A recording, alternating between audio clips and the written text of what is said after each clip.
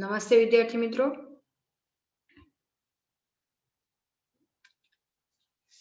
very warm welcome on the behalf of CC Usha College. Let's continue today's session.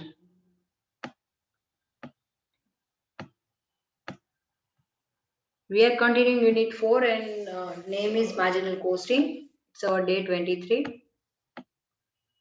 Revision of formulas. આ યુનિટની અંદર જે કાંઈ પણ ફોર્મ્યુલા આપણે લર્ન કરી રહ્યા છીએ એનું રિવિઝન લઈ લઈએ. શોર્ટ ફોર્મ જે આપણે આ ચેપ્ટરમાં યુઝ થશે. ફોર્મ્યુલા સૌથી પહેલા કોન્ટ્રીબ્યુશનની, એમાં તમારી પાસે આ ત્રણ ફોર્મ્યુલા છે. પીવીઆર એટલે કે પ્રોફિટ વોલ્યુમ રેશિયો, એના માટેની બે ફોર્મ્યુલા. અગાઉના યુનિટમાં લેક્ચર ન ભર્યા હોય ફોર્મ્યુલા બાકી હોય તો નોટ ડાઉન કરી લેજો. હવે કન્ટિન્યુ કરીએ આગળ.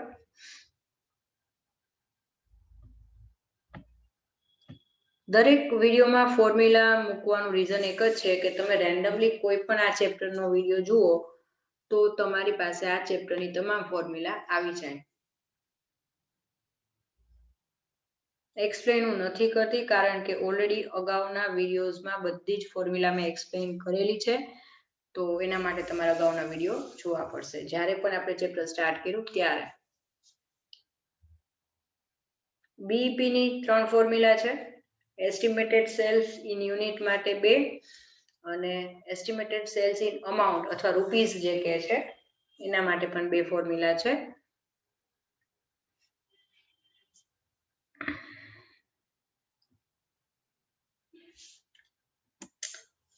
નોટ ડાઉન કરવાનું બાકી હોય તો નોટ ડાઉન કરી લો, વિડીયોને પોઝ આપીને લખાઈ જાય પછી નેક્સ્ટ પ્લે કરજો.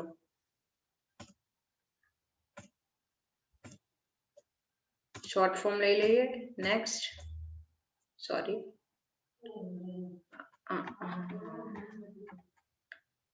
Margin of safety, sales minus sales at BP અથવા પી અપોન પીવીઆર, તો એમઓએસ ની આ બે ફોર્મ્યુલા છે. આજનો સમ આપણે જે કરવાનો છે સમ નંબર 30. રકમ લઈ લઈએ. સૌથી પહેલા હું રકમ વાંચી લઉં છું. પેજ નંબર 299 સૌરાષ્ટ્ર યુનિવર્સિટીમાં પૂછાયેલો છે આ સમ અને સમ નંબર 30 છે. રેફરન્સ બુક તરીકે દરેકને ખ્યાલ છે આપણે બી શાહ પ્રકાશનની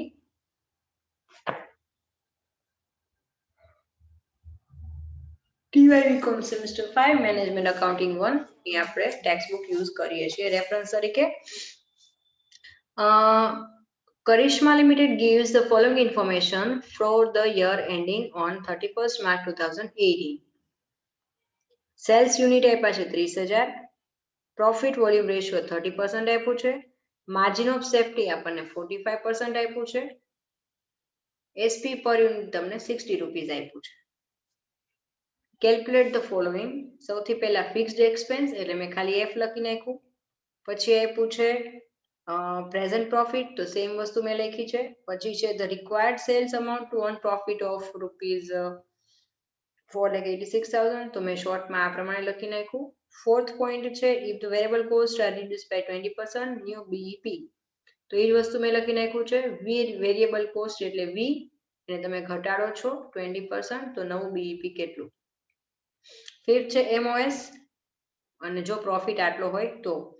ત્યારબાદ છઠ્ઠો point new sales amount to maintain the present profit if selling price and variable cost are increased by 25% and F is increased by 30%. તો અહીંયા આ 6 અલગ અલગ વસ્તુ આપણે ફાઇન્ડ કરવાની છે, પણ એના માટે કેટલીક વર્કિંગ નોટ આપણે કરવી પડશે જે આપણે જોઈ લઈએ.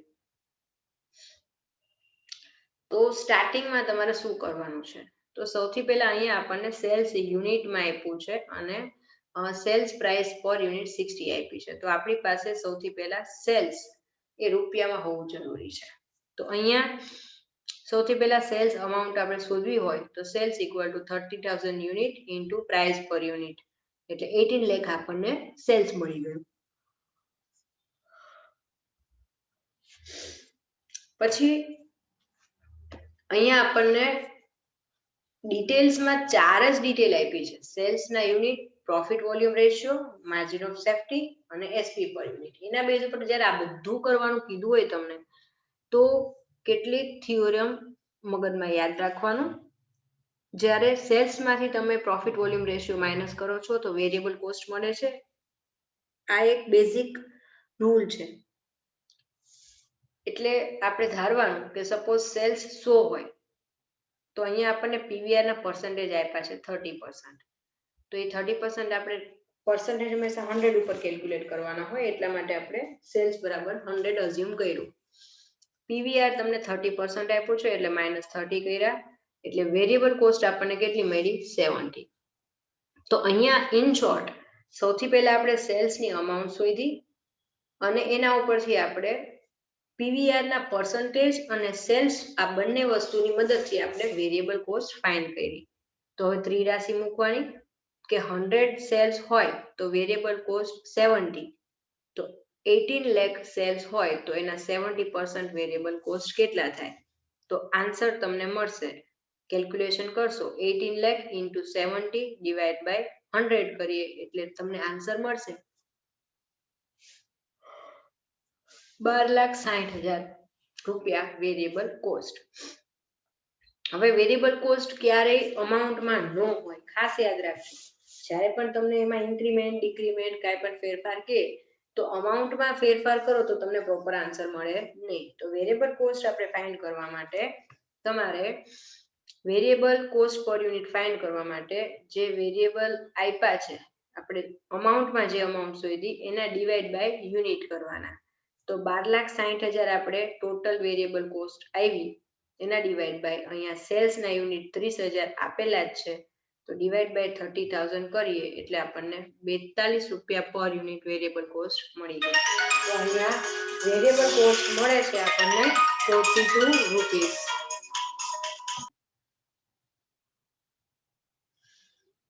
એટલે ફર્સ્ટ ઓફ ઓલ આપણે સેલ્સ શોધી અમાઉન્ટમાં, પછી વેરિયેબલ કોસ્ટ આપણે શોધી રૂપિયામાં અને પછી વેરિયેબલ કોસ્ટ પર યુનિટ. બીકોઝ આગળ જ્યાં પણ કેલ્ક્યુલેશન આવશે તો ત્યાં પર યુનિટ જ વેરિયેબલમાં ચેન્જીસ કરવાના આવશે. આટલું નોટ ડાઉન કરી લો અને પછી નેક્સ્ટ આગળ કન્ટિન્યુ કરજો.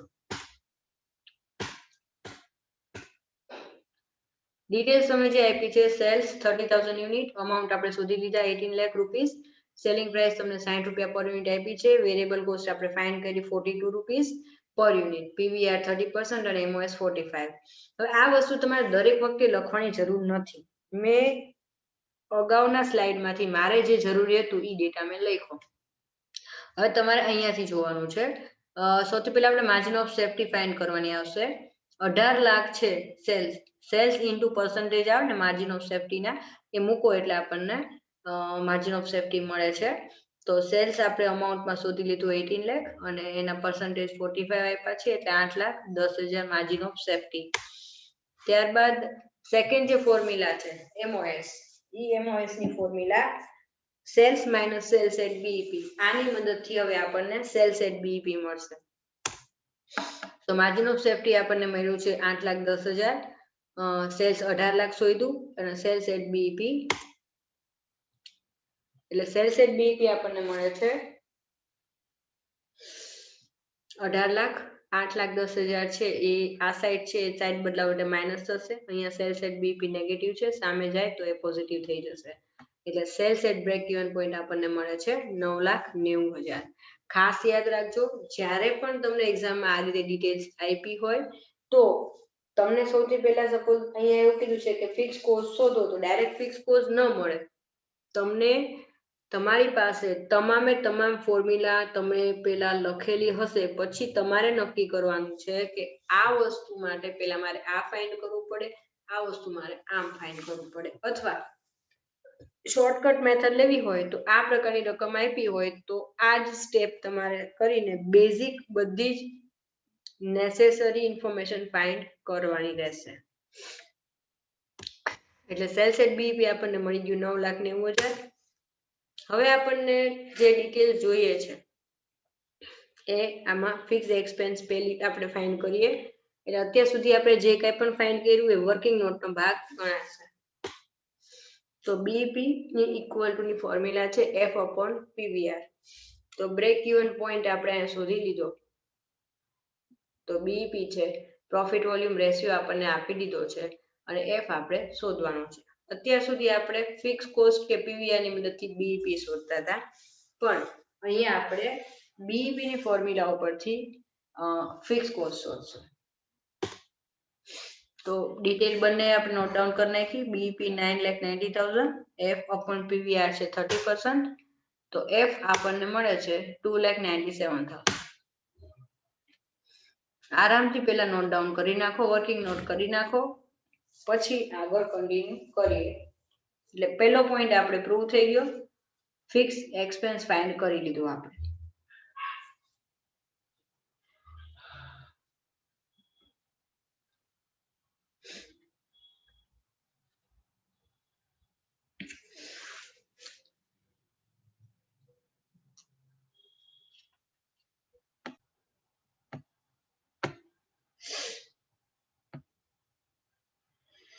સેકન્ડ પોઈન્ટ છે પ્રેઝન્ટ પ્રોફિટ. તો પ્રેઝન્ટ પ્રોફિટ માટે C = S - V કરશું, એટલે સૌથી પહેલા આપણને કન્ટ્રીબ્યુશન મળે. હવે જો સિમ્પલ વાત છે, સેલ્સ માંથી વેરિયેબલ કોસ્ટ માઈનસ કરો એટલે કન્ટ્રીબ્યુશન મળે, અને કન્ટ્રીબ્યુશન માંથી તમે ફિક્સ કોસ્ટ માઈનસ કરો એટલે પ્રોફિટ મળે. તો આ જ પ્રોસિજર આપણે અહીંયા રિપીટ કરશું. સેલ્સ માઈનસ વેરિયેબલ કોસ્ટ આપણે પર યુનિટ આપણે શોધી છે 42 રૂપીસ, અને ઓલરેડી અગાઉ આપણે કેલ્ક્યુલેટ કરેલી જ છે. એ અમાઉન્ટ ડાયરેક્ટ મૂકો તોય ચાલશે. તો વેરિયેબલ કોસ્ટ 18 લાખ માંથી 12,60,000 જાય એટલે કન્ટ્રીબ્યુશન આપણને મળે છે 2,40,000, સોરી 5,40,000. હવે એમાં પ્રોફિટ લઈ લઈએ. તો કન્ટ્રીબ્યુશન માંથી ફિક્સ કોસ્ટ માઈનસ કરો તો આપણને પ્રોફિટ મળે. તો profit equal to contribution 540 minus fix cost આપણે શોધી છે 2,97,000, એટલે અહીંયા આપણને 2,43,000 પ્રેઝન્ટ પ્રોફિટ મળી ગયો. ત્રીજું આપણને ફાઇન્ડ કરવાનું કીધું છે sales in rupees where profit is ₹4,86,000. તો એસ્ટિમેટેડ સેલ્સ ની ફોર્મ્યુલા લઈ લેશું. જો આમાં હવે પછીના સમસમાં છે, આ સમ અને અગાઉ જેટલા પણ સમ કર્યા એમાં તમને અલગ અલગ રીતે અલગ અલગ ઇન્ફોર્મેશન આપેલી હશે. હવે એ લિમિટેડ ઇન્ફોર્મેશનમાં તમારે જે વસ્તુ માંગી છે આન્સર કેવી રીતે કેલ્ક્યુલેટ કરવો એ લોજિક એપ્લાય કરશો તો જ સમજાશે. બાકી એવું કાંઈ જ નથી કે પહેલા આ કરો પછી આ કરો પછી આ કરો. એટલે દર વખતે દરેક સમમાં અલગ અલગ પ્રકારના કોમ્બિનેશન માંગે છે, અને એમાં તમારે લોજિક એપ્લાય કરવું પડશે કે કઈ વસ્તુ કઈ ફોર્મ્યુલા ક્યાં એપ્લાય થશે. તો ખાસ ફિક્સ કોસ્ટ આપણી પાસે છે 2,97,000, પ્રેઝન્ટ પ્રોફિટ આપણે પ્રેઝન્ટ પ્રોફિટ નહીં સોરી, અહીંયા આપણે એક્સપેક્ટેડ પ્રોફિટ આપ્યો છે 4,86,000. તો અહીંયા પ્લસ કર્યા, અને પીવીઆર આપણને ઓલરેડી અહીંયા આપી દીધો છે 30%, તો એ વેલ્યુ મૂકી દીધી. એટલે અહીંયા અમાઉન્ટ આપણને મળે છે 26,10,000, 26,10,000 રૂપિયા એસ્ટિમેટેડ સેલ્સ આપણને મળી ગયું. નેક્સ્ટ આરામથી બધું નોટ ડાઉન કરી નાખો, તમને એમ થાય કે ઓકે છે, પછી નેક્સ્ટ આગળ કન્ટિન્યુ કરજો.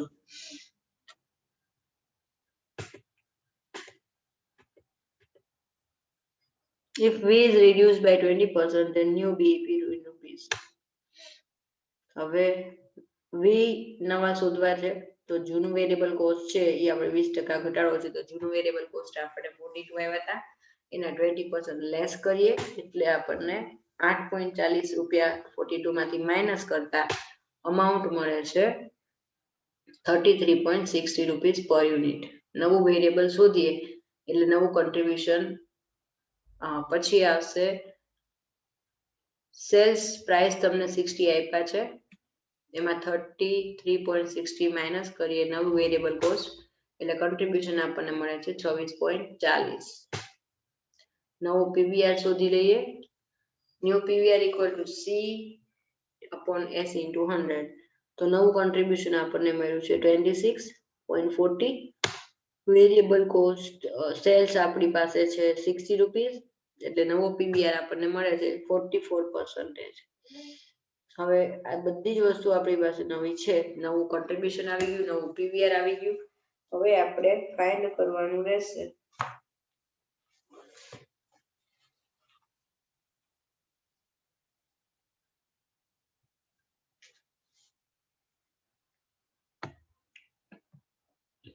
New BEP.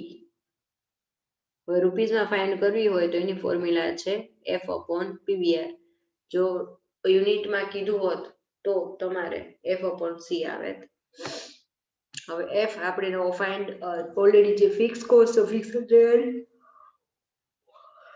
તો એફ છે 2,97,000, 2,97,000 અપોન પીવીઆર છે 44%, એટલે 6,74,000 રૂપિયા, 75,000 રૂપિયા, 6,75,000 રૂપીસ આપણને નવું બીઈપી મળી જશે.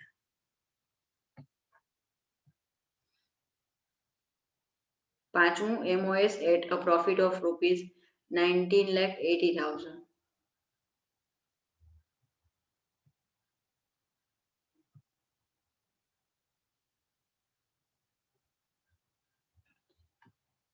માર્જિન ઓફ સેફ્ટી પી નો 19,80,000 આપણને નવો પ્રોફિટ આપ્યો એ લેવાનો, અને નીચે પીવીઆર ના પર્સન્ટેજ 30% આપ્યા છે, એટલે માર્જિન ઓફ સેફ્ટી આપણને મળી ગયું 5.66 લાખ, 66 લાખ. તમારે એક એક પોઈન્ટ નોટ ડાઉન કરો પછી આગળ વિડીયો કન્ટિન્યુ કરજો, ઉતાવળ ન કરતા. મારા રેકોર્ડિંગમાં વધારે સમ લેવાના હોય એટલા માટે હું અટકતી નથી. 6 પોઈન્ટ છે નવું sales amount to maintain present profit. Sales આપણે નવું શોધશું, પ્રેઝન્ટ પ્રોફિટ કન્ટિન્યુ રાખવાનું છે. હવે કરવાનું શું તો કે સેલિંગ પ્રાઇસ એટલે વેરિયેબલ કોસ્ટ છે એમાં 25% નો વધારો આવે છે, અને ફિક્સ કોસ્ટ છે એ 30% નો વધારો. એટલે આ બંનેમાં આટલો ઇન્ક્રીમેન્ટ હોવા છતાં પ્રોફિટ સેમ રાખવો હોય, કાં તો પ્રોફિટ બદલાય અને સેલ્સ સેમ રહે, અને કાં તો સેલ્સ બદલાય અને પ્રોફિટ સેમ રહે. અહીંયા આપણે પ્રોફિટ સેમ રાખવાની વાત છે. તો ફર્સ્ટ ઓફ ઓલ આપણે બધું નવું શોધવું પડશે. તો ન્યૂ સેલિંગ પ્રાઇસ એટલે ઓલ્ડ પ્લસ 25% નો વધારો. ઓલ્ડ હતા 60, એના 25% 15 થશે, એટલે 75% પર યુનિટ, રૂપીસ પર યુનિટ ન્યૂ એચપી આવશે. નોટ ડાઉન કરી નાખો પછી આગળ કરજો. પછી નવી ફિક્સ કોસ્ટ ફાઇન્ડ કરશું. તો ઓલ્ડ એફ પ્લસ 30% ઇન્ક્રીમેન્ટ એનું કીધું છે. તો એમાં ઓલ્ડ આપ્યું છે તમને 2,97,000, એમાં એના 30% એટલે 89,100 માઇનસ પ્લસ કરીએ એટલે 3,86,100. હવે વેરિયેબલ કોસ્ટ લઈ લઈએ, એમાં 25% નો વધારો કીધો છે. 42 હતા એના 25% એડ કરીએ એટલે 52.50 રૂપીસ પર યુનિટ નવી વેરિયેબલ કોસ્ટ આવી જાય. હવે આગળ જતા કોન્ટ્રીબ્યુશન નવું શોધીએ. તો S માઇનસ V, નવી સેલ્સ આપણને આવ્યા 75, વેરિયેબલ આવ્યા 52.5. તો 75 માંથી 52.5 આપણે માઇનસ કરીએ એટલે નવું કોન્ટ્રીબ્યુશન મળે છે આપણને 22.50 પૈસા. હવે પ્રેઝન્ટ પ્રોફિટ મેન્ટેન કરવાની વાત હતી, એટલે પ્રેઝન્ટ પ્રોફિટ કેટલો હતો 2,43,000. હવે આપણે શું શોધવાનું છે નવી સેલ્સ, એટલે સેલ્સ એસ્ટિમેટેડ સેલ્સ ની ફોર્મ્યુલા લઈ લેશું. તો એસ્ટિમેટેડ સેલ્સ યુનિટમાં પહેલા ફાઇન્ડ કરી લઈએ. તો F plus P upon C આવશે, એટલે ફિક્સ કોસ્ટ છે 3,86,100 પ્લસ P એટલે 2,43 ડિવાઇડ બાય 22.5.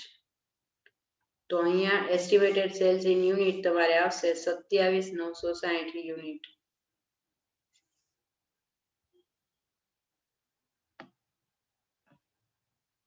તો એસ્ટિમેટેડ સેલ્સ ઇન રૂપીઝમાં ફાઇન્ડ કરવું હોય, કોઈ પણ વસ્તુ જ્યારે તમને યુનિટમાં મળે છે સેલ્સ અને રૂપીઝમાં ફાઇન્ડ કરવું હોય તો તમે F plus P upon PVR ન લો અને આ રીતે ગણો તો આ એની ઓપ્શનલ ફોર્મ્યુલા ગણી શકાય કે યુનિટ જે આપણે સેલ્સના અહીંયા ફાઇન્ડ કર્યા છે એની સાથે સેલિંગ પ્રાઇસ આપણી પાસે છે 75, તો એને ડાયરેક્ટ આપણે મલ્ટીપ્લાય કરી શકાય. તો નવા ફાઇન્ડ કરેલા યુનિટ 27,960 ઇન્ટુ 75 કરીએ એટલે તમને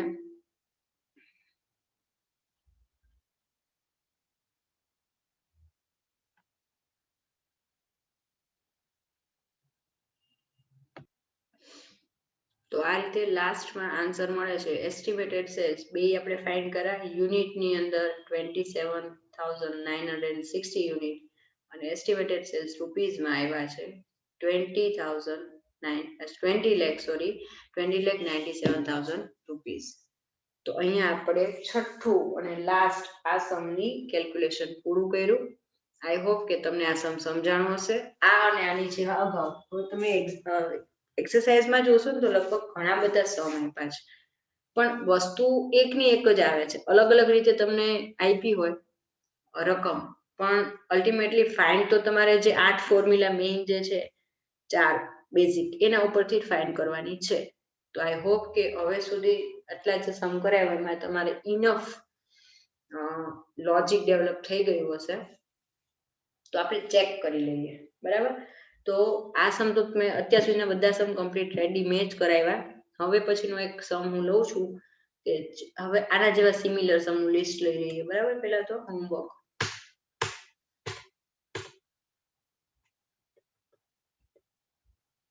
અહીંયા આ બે સમ અને આના જેવા સિમિલર બીજા પણ હશે. રકમ ઉપરથી આઈડિયા આવે એટલીસ્ટ આ બે સમ તો હોમવર્કના કરજો તમે, જેથી કરીને તમને આ મેથડ ફાવી જાય. Sum number 28, page number 298, sum number 38, page number 304. Next લઈ લઈએ. Sum number 51, page number 314. Saurashtra university 2010 માં પૂછાયેલો છે આ સમ. થોડોક અલગ રીતનો છે, રકમ વાંચી લો. જો આમાં કેવું છે, રકમ અલગ રીતે આપી હોય, બાકી કરવાનું તો ગણતરી જૂની જે હોય એ જ હોય, બરાબર. તો હવે આપણે સ્ટાર્ટ કરીએ. આ સમ અલગ રીતે કરાવું છું. જે જરૂરી કેલ્ક્યુલેશન છે ને એ હું તમને કરી દઉં છું, બરાબર. તો સૌથી પહેલા રકમ જોઈ લઈ. The information of Rajesh Company Limited is as under: selling price 100, material per unit 30, labor per unit 15, variable expense per unit 50, trade discount allowed at. પહેલો સમ એવો છે આખા ચેપ્ટરમાં અત્યાર સુધી આપણે સમ કર્યા એમાં કે આની અંદર 2016માં સોરી આ ક્વેશ્ચન સમ પૂછાયેલો છે એટલા માટે મેં કરાવ્યો તમને કે ટ્રેડ ડિસ્કાઉન્ટ છે એ પહેલી વખત આવ્યું છે આમાં, નહીં તો અત્યાર સુધી સેલિંગ પ્રાઇસ જેમ હતી ને એમ જ આવતી હતી. તો હવે આપણે ધ્યાનથી જોઈએ. ટ્રેડ ડિસ્કાઉન્ટ 10% કીધું, ફિક્સ્ડ એક્સપેન્સ 2,25,000. હવે આમાં કેલ્ક્યુલેટ તમને 1 થી 6 અલગ અલગ વસ્તુ કીધી, એમાં કાંઈ જ નવું નથી, બરાબર. પણ જે આપણે બેઝિક ઇન્ફોર્મેશન કલેક્ટ કરવાની હોય એની વર્કિંગ નોટ હું તમને કરાવી દઉં છું, જે નવું છે આ સમ માટે તમારા માટે. તો સૌથી પહેલા સેલિંગ પ્રાઇસ પર યુનિટ આપ્યું છે 100, એમાં ટ્રેડ ડિસ્કાઉન્ટ 10% માઇનસ કરો તો ન્યૂ સેલિંગ પ્રાઇસ 90 આવે. એમાં તમને મટીરિયલ, લેબર અને વેરિયેબલ એક્સપેન્સ છે એ આપ્યા છે, એ માઇનસ કરો એટલે 30 રૂપીસ પર યુનિટ કોન્ટ્રીબ્યુશન મળે છે. હવે તમને સૌથી પહેલા કીધું છે બ્રેક ઇવન પોઈન્ટ યુનિટ અને રૂપીસ બેમાં ફાઇન્ડ કરો. તો હવે કેલ્ક્યુલેટ કરવામાં અહીંયા આપણી પાસે ફિક્સ કોસ્ટ એ છે, વેરિયેબલ એ છે, કોન્ટ્રીબ્યુશન એ છે, એસપી એ છે, બરાબર. તો પછી ડાયરેક્ટ સમ તમારે જાતે કરવાનું છે. હું તમને સ્ટેપ લખાવી દઉં છું, કરજો જાતે. ઓકે, આઈ હોપ કે તમને ફાવશે. તો સૌથી પહેલું શું કરશું તો તમને માંગ્યું છે બ્રેક ઇવન પોઈન્ટ યુનિટ અને રૂપીમાં. તો પહેલી વસ્તુ માટે કેલ્ક્યુલેશન શું કરશું તો સૌથી પહેલા ફાઇન્ડ બીપી ઇન યુનિટ. ઈ મળી જાય એટલે બીપી ઇન રૂપીસ. હવે રૂપીસમાં ફાઇન્ડ કરવા માટે આપણે જે ફોર્મ્યુલા છે એ યુઝ કરવાને બદલે આ લેશો તો ઇઝીલી પતશે. જે હમણાં રિસન્ટલી આપણે લાસ્ટ સમમાં જ કર્યું કે જ્યારે કોઈ એક વસ્તુના સેલ્સ યુનિટ ફાઇન્ડ કર્યા હોય તો એના મલ્ટીપ્લાય બાય સેલિંગ પ્રાઇસ કરી નાખવાનું. તો અહીંયા સેલિંગ પ્રાઇસ ખાસ યાદ રાખજો 90 રૂપીસ લેવાની છે, નહીં કે 100, કારણ કે હંમેશા સેલ્સ છે એ ટ્રેડ ડિસ્કાઉન્ટ બાદનું જ કેલ્ક્યુલેટ થાય, એટલે સેલિંગ પ્રાઇસ ખાસ 90 ગણજો.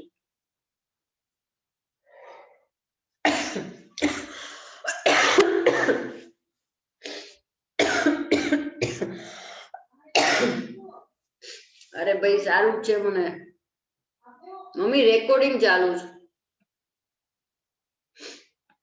પછી સેકન્ડ તમને ફાઇન્ડ કરવાનું કીધું છે sales required to earn profit of rupees 45,000 and margin of safety. તો એના માટે સૌથી પહેલા આપણે એસ્ટિમેટેડ સેલ્સ છે યુનિટમાં ફાઇન્ડ કરવાના. ઈ યુનિટમાં ફાઇન્ડ કરી લો એટલે એસ્ટિમેટેડ સેલ્સ ઇન રૂપીસ ઉપર આપી ઈ જ ફોર્મ્યુલા આવશે.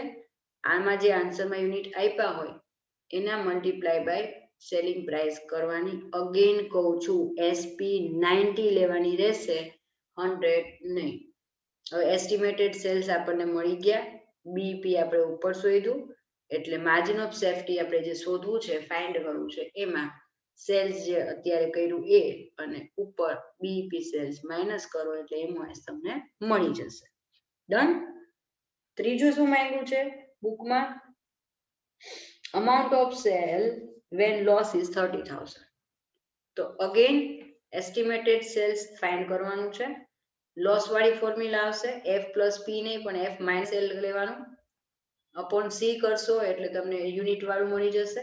ઈ જે યુનિટ્સ મળી જાય એને multiply by SP. Again SP કેટલી કરવાની છે? 90 સાથે મલ્ટીપ્લાય કરશો એટલે રૂપીઝમાં મળી જશે. ફોર્થ જોઈ લઈએ, new BEP when fixed expense increase by 30. તો સૌથી પહેલા તમારે નવા બીઈપી શોધવું હોય તો નવું એફ શોધવું પડે. તો ન્યુ એફ કઈ રીતે કરવાનું? તો આજે આપણે જે અગાઉ સમજોયા એમાં જૂનું ઓલ્ડ એફ જે આપ્યું છે 225 એમાં 30% વધારો કરવાનો એટલે નવો ફિક્સ કોસ્ટ મળી જશે. એટલે ન્યુ ફિક્સ કોસ્ટ આપણે ફાઇન્ડ કરી લેવાની.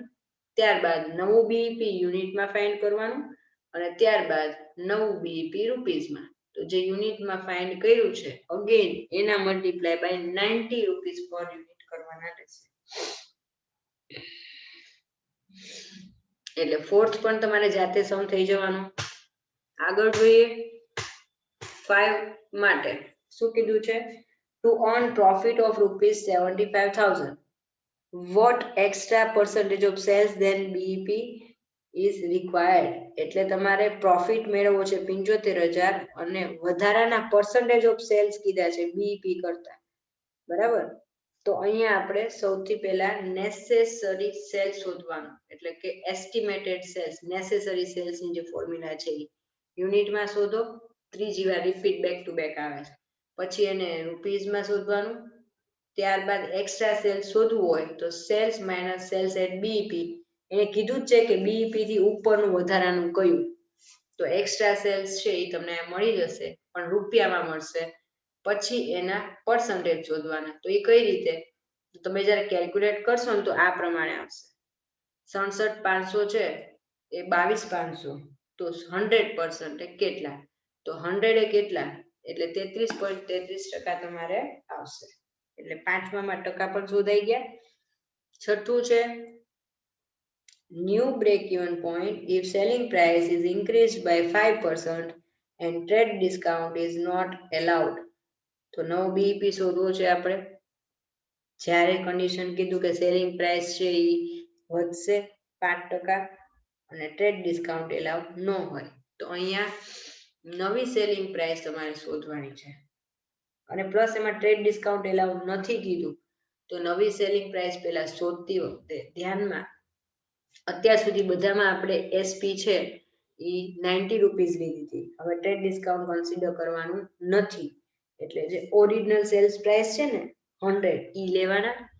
એમાં 5% નો વધારો કરીએ એટલે સેલિંગ પ્રાઇસ નવી આવશે 105, બરાબર? પછી નવું કન્ટ્રીબ્યુશન આવશે એસ માઇનસ વી. ઓકે. ત્યારબાદ નવું બીઈપી યુનિટમાં શોધો. પછી નવું બીઈપી રૂપીઝમાં. અગેન આ આખા સમમાં જ્યારે યુનિટ એ શોધી છે અને અમાઉન્ટમાં એ શોધી છે તો યુનિટ જ્યારે શોધી લો એટલે એને multiply by SP per unit પણ કયા લેવાના? 90 નહીં, મલ્ટીપ્લાય બાય 105 લેવાના રહેશે. કમ્પ્લીટ. આટલું કરશો એટલે તમને સમ ઘૂઘરા જેવો આવડી જશે. કમ્પ્લીટ. તો હવે તમારે લેવું હોય તો 5 મિનિટનો બ્રેક લઈ લો. બાકી હું તો આજે તમને ભણાવવાના ફૂલ મૂડમાં છું એટલે બેક ટુ બેક આપણે સમ લીધે જ રાખવાના છે. નેક્સ્ટ હવે સૌથી મહત્વની કેટેગરી વાળો સમ લઈએ છીએ. બે અલગ અલગ પ્રોડક્ટ જ્યારે આપેલી હોય ત્યારે. તો સમ નંબર 23 લઈ લઈએ. 23A page number 290 4.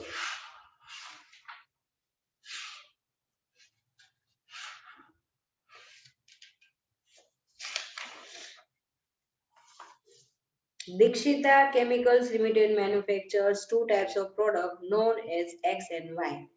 Company's maximum production capacity in respect of product X is 5,000 units of product and product Y 2,000 unit. Raw material is key factor. Raw material used per unit of product X is 15 kg, whereas for product Y is 10 kg. Total quantity of raw material available is 80,000 kg. Other information is as under. પેરેગ્રાફમાં information આપી છે. નીચે શું માંગ્યું? How much of both the products should be manufactured to get maximum profit? ખાસ યાદ રાખજો, આ આઈએમપી સબમાં પણ ગણી શકાય. આગળ તમે એમકોમ કરશો તો એમકોમ ની અંદર આ પ્રકારના સમ આવે છે એડવાન્સમાં. તો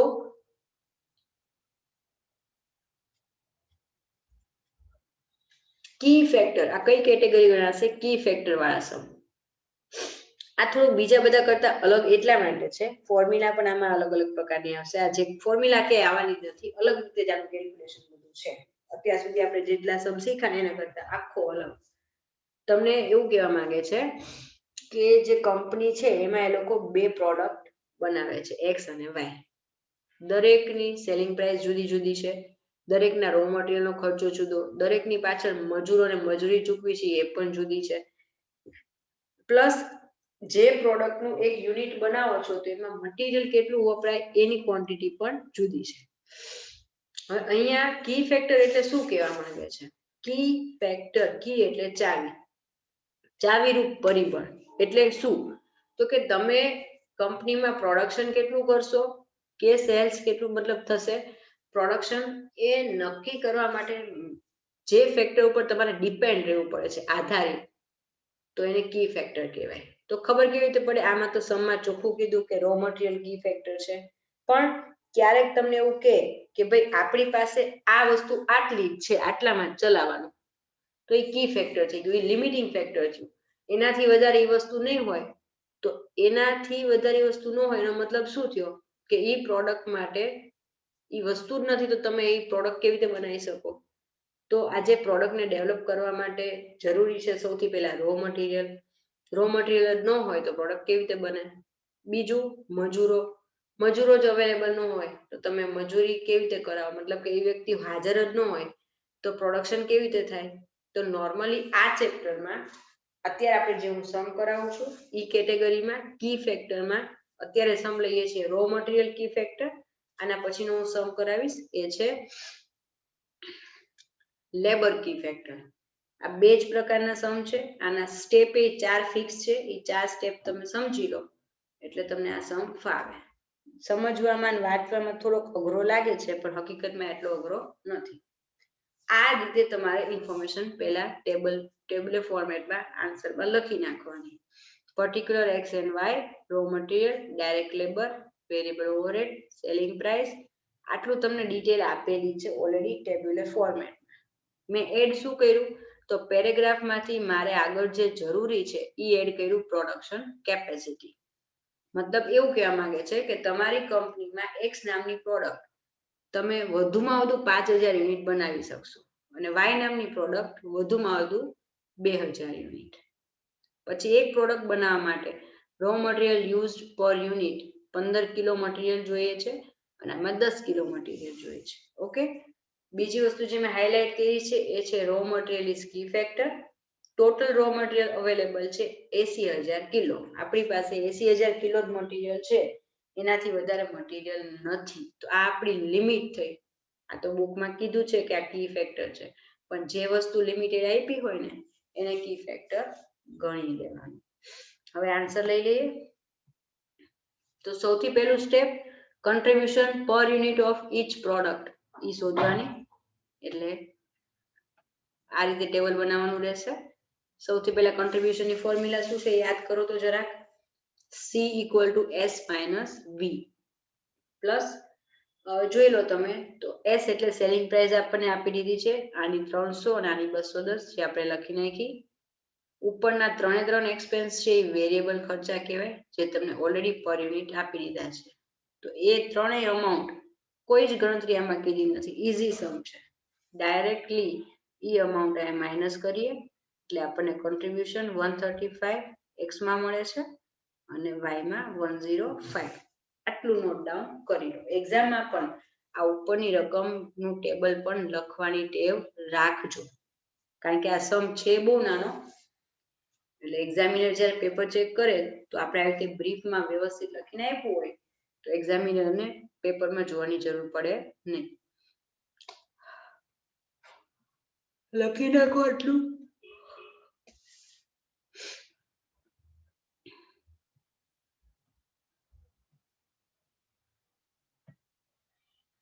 second step, contribution per unit of material. એટલે બીજા સ્ટેપની અંદર જે કી ફેક્ટર છે ને એના વાઇઝ કોન્ટ્રીબ્યુશન શોધવાનું. તો એમાં પણ એક નાનકડું ટેબલ બનાવશું આપણે. સી એટલે કોન્ટ્રીબ્યુશન આપણને મળી ગયું 135 અને 105. ઓકે, ડિવાઈડ બાય કોન્ટ્રીબ્યુશન કોના વાઇઝ કરવું છે તો કે રો મટીરિયલ. તો divide by raw material contribution consumption, એસ એટલે. તો રો મટીરિયલ યુઝડ ઇન પર એક્સમાં 15 કિલો છે, આમાં 10. તો આ જે અમાઉન્ટ છે પર કેજી, પર યુનિટ સોરી, અહીંયા ડિવાઈડ કરી નાખવાની. એટલે 135 રૂપીસ કોન્ટ્રીબ્યુશન હતું, એના ડિવાઈડ બાય 15 કિલો કરો તો તમને મળશે 9 રૂપિયા contribution per unit of material. અને અહીંયા 10.50. જુઓ, ખાસ યાદ રાખજો, અહીંયા એવું કહેવા માંગે છે જ્યારે એકથી વધારે પ્રોડક્ટ હોય, બનાવી શકતા હોય, તો બંને પ્રોડક્ટના કોમ્બિનેશનથી એવી પ્રોડક્ટ બનાવવાની કે જેથી કરીને કંપનીને મેક્સિમમ બેનિફિટ થાય. જો માત્ર કોન્ટ્રીબ્યુશન પરથી આપણે ડિસિઝન લીધું હોત તો કોન્ટ્રીબ્યુશન કોનું વધારે આવ્યું? એક્સનું. તો આપણે શું કરી, એક્સના યુનિટ ઝાઝા બનાવી, વાયના ઓછા. અલ્ટિમેટલી આપણે લોસ જાય. શું કામ? કારણ કે એક્સમાં મટીરિયલ 15 કિલો વપરાય છે, સામે આમાં 10 જ. એટલે તમારે સાચો નિર્ણય લેવા માટે કોના ઉપર ડિપેન્ડ રહેવું પડશે? આ ઉપર, આ સ્ટેપ ઉપર, કે contribution per unit of material 9 રૂપિયા આવ્યું અને વાયમાં આવે છે 10.50. તો હવે બેનિફિટ કયો છે? શેમાં કયું વસ્તુનું પ્રોડક્શન કરવામાં? તો કે વાય. એટલે આના પરથી આપણે નક્કી કરશું contribution per unit of material Y is more, so full production of Y એટલે વાયનું પૂરું કરશું અને પછી બાકીના મટીરિયલમાંથી એક્સને આપણે પ્રોડ્યુસ કરવાનું. લખી નાખો સ્ટેપ 2 પહેલા. ઉપરની રીતે બીજી વાર લખવાની જરૂર નથી તમારે. Okay,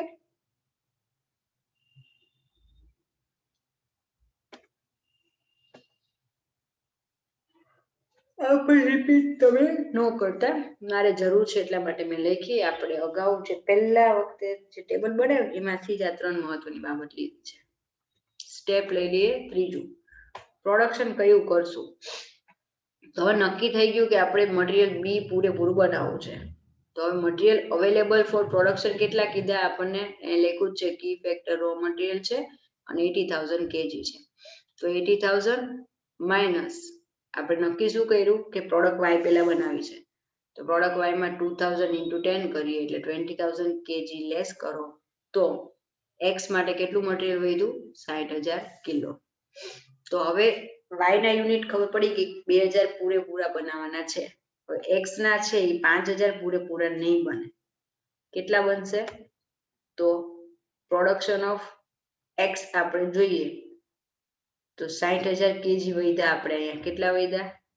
material left 60,000 divide by આપણને કીધું છે કે આ એક્સ નું એક યુનિટ બનાવવામાં કેટલા કિલો મટીરિયલ વપરાય છે? 15. તો 60,000 કેજી અપોન 15 કેજીસ કરો એટલે 4,000 યુનિટ આપણને પ્રોડક્શનના મળ્યા. આટલું ઈઝી છે, 4 જ સ્ટેપમાં સમ પૂરો. હવે ઓપ્ટિમમ મિક્સ શું થયું? તો કે પ્રોડક્શન ઓફ એક્સ છે એ 4,000 યુનિટ કરો અને પ્રોડક્શન ઓફ વાય છે એ 2,000 યુનિટ.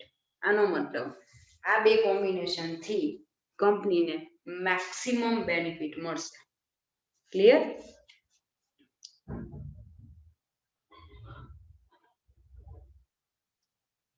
સમ પૂરો. કી ફેક્ટર વાળું આપણે પહેલી વખત લીધું છે, બરાબર? હવે આના જેવા જ સિમિલર સમ હું તમને હોમવર્કમાં આપી દઉં છું. આટલું નોટ ડાઉન કરી નાખો અને પછી આગળ બાકીનું ભલે બે સમ આપ્યા હોય તો એકાદો તો જાતે કરવાનો ટ્રાય કરજો. હોમવર્ક લઈ લો. આ બે સમ 40 ને 44 સી પેજ નંબર 306 અને 309 ઉપર એકાદો સમ કરો તો એ ચાલશે. હવે કી ફેક્ટરની કેટેગરી આજે મારે આ યુનિટ પૂરું કરવાનું પ્લાનિંગ છે એટલે થોડુંક લાંબુ લીધું. કી ફેક્ટર વાળો બીજો સમ લઈ લઉં છું પણ એમાં હવે આવશે લેબર. સમ નંબર 47 લઈએ પેજ નંબર 311. કી ફેક્ટર વાળો સમ લઈએ છીએ. Setu Limited manufactures two product X and Y. The following details related to the two product are as follows. Particular X and Y sales, direct material, direct wage rate per hour. Material તમને આપી દીધું પણ અહીંયા wage rate એટલે મજૂરીની વાત છે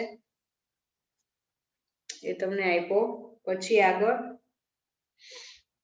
direct labor hours આપ્યા છે અને variable overhead of direct wages. તો જે ડિટેલ તમને ત્યાં આપી છે એ ટેબલ મેં ફરીથી રિપીટ લખી નાખ્યું અહીંયા. નીચે કીધું છે કે ફિક્સ ઓવરહેડ 18,000 છે.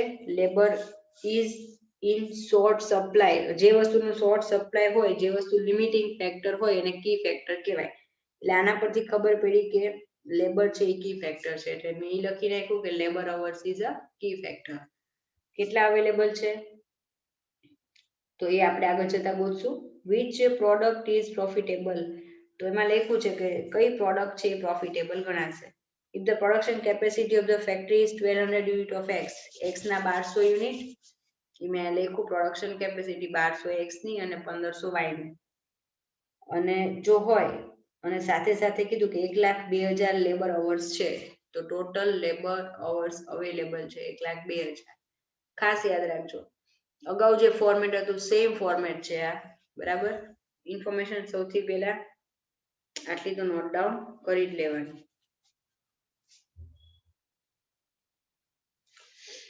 હવે સમ સ્ટાર્ટ કરીએ. પહેલી working note, contribution per unit of each product as it is SP minus sales material minus variable cost. variable cost માં ત્રણેય આવશે, raw material, direct wages અને variable overhead. raw material સૌથી પહેલા સેલિંગ પ્રાઇસ તમને અહીંયા આપી છે 232 અને 392 એ લખી નાખવાની. raw material as it is લખશું. ચેન્જ ક્યાં આવે છે તો કે ડાયરેક્ટ લેબરમાં. ડાયરેક્ટ લેબરમાં અહીંયા તમને ડાયરેક્ટ લેબર અવર્સ આપ્યા છે 35 અને એક પ્રોડક્શન કરવા માટે 35 કલાક જોઈએ છે અને 1 કલાકનો ભાવ 2 રૂપિયા આપ્યો એટલે 35 into 2 કરીએ એટલે અહીંયા 70 આવ્યા. એવી જ રીતે અહીંયા 48 into 3 કર્યું એટલે 144 આવી ગયા. આ રીતે ડાયરેક્ટ લેબર મેં ફાઇન્ડ કર્યા છે. પણ બે અલગ અલગ વસ્તુ છે એટલે આ બ્રેકેટમાં કેલ્ક્યુલેશન દેખાયું નથી કારણ કે કયું કોનું છે એનો ખ્યાલ આવે. પણ આ રીતે સમજજો. હવે વેરિયેબલ ઓવરહેડ ઓલરેડી આપી દીધા છે. એમાં એવું લખ્યું છે કે જે વેજીસ તમે શોધો એના આટલા પર્સન્ટેજ. તો વેજીસ આપણે ફાઇન્ડ કર્યા 70 ના 70% કરો એટલે 49 રૂપીસ થશે વેરિયેબલ ઓવરહેડ. અને અહીંયા 144 ના 75% કરી એટલે 108 રૂપિયા તમારે થશે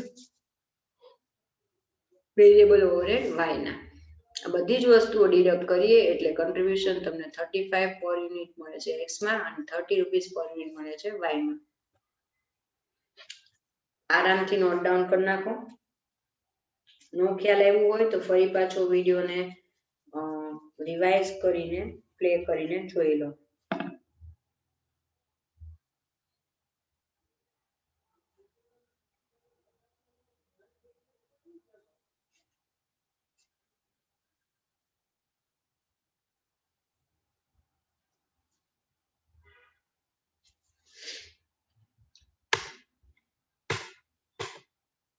step 2 contribution per labor hour key factor લઈ લઈએ તો C upon labor hours per unit. તો contribution આપણે 35 અને 30 આવ્યું હતું એમાં labor hours per unit જોઈએ તો x માં 35 આપ્યા છે, ઓલામાં 48 છે, y માં ડિવિઝન કરતા આપણને મળે છે આન્સર 1 અને 0.625. તો આની અંદર કન્ટ્રીબ્યુશન પણ x માં વધારે છે અને કન્ટ્રીબ્યુશન પર લેબર અવર પણ x માં જ વધારે છે. એટલે આપણે સૌથી પહેલા x નું બધું પ્રોડક્શન ફૂલ કરશું અને પછી જે વધે છે કલાક કામના એમાંથી y બનાવશું, y પ્રોડક્ટ. એટલે સેકન્ડ વર્કિંગ નોટ પૂરી, નોટ ડાઉન કરી લો.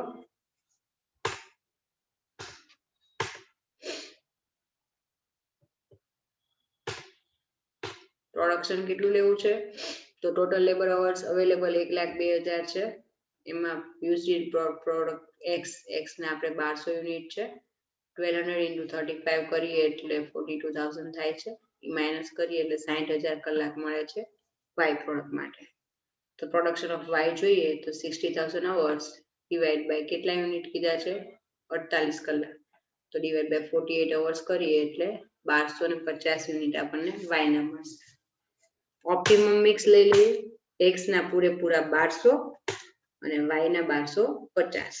સમ પૂરો કરીએ છીએ.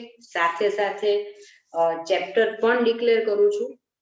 યુનિટ આખું આપણું આ જુઓ, મેં ઓલમોસ્ટ મેક્સિમમ કેટેગરી વાળા સમ કરાવ્યા છે. બીજું ખાસ તમે સૌરાષ્ટ્ર યુનિવર્સિટીમાં પૂછાયેલા બધા જ સમ છે એ જોઈ લેજો. કદાચ ક્યાંક કોઈ એકાદો સમ રહી ગયો હોય કરાવવાનો, મેં મેક્સિમમ ટ્રાય કરી છે, ખ્યાલ આવી જ જાય તમને. પ્લસ કદાચ કોઈ ટ્વિસ્ટ વાળો સમ પૂછાય તો તમને આઈડિયા આવવો જોઈએ કે પહેલા મારે આ ફાઇન્ડ કરવાનું રહેશે. જે માંગ્યું હોય એની ફોર્મ્યુલા જોશો, એના ઉપરથી મિસિંગ ફોર્મ્યુલા મળશે, મિસિંગ વેલ્યુ ઈ ફાઇન્ડ કરવાની ફોર્મ્યુલા જોશો એટલે ક્યાંક ને ક્યાંક તમને ધીમે ધીમે લોજિક એપ્લાય કરતા ફાવી જશે કે આ વસ્તુ કરવા માટે મારે આ વસ્તુ કરવી પડશે. હોમવર્ક લઈ લઈએ. બે સમ આપી દીધા 56 અને 57. બંને સેમ પેજ ઉપર છે, 319. ખાસ છતાં તમને ક્યાંય એવું લાગે કે આ ચેપ્ટરમાં કોઈ એક એવો સમ છે કે તેમાં ખરેખર ખબર નથી પડતી, જેન્યુઇન, તો તમે 100% મને કોન્ટેક્ટ કરી શકો છો. Have a great day ahead. Stay safe, stay at home.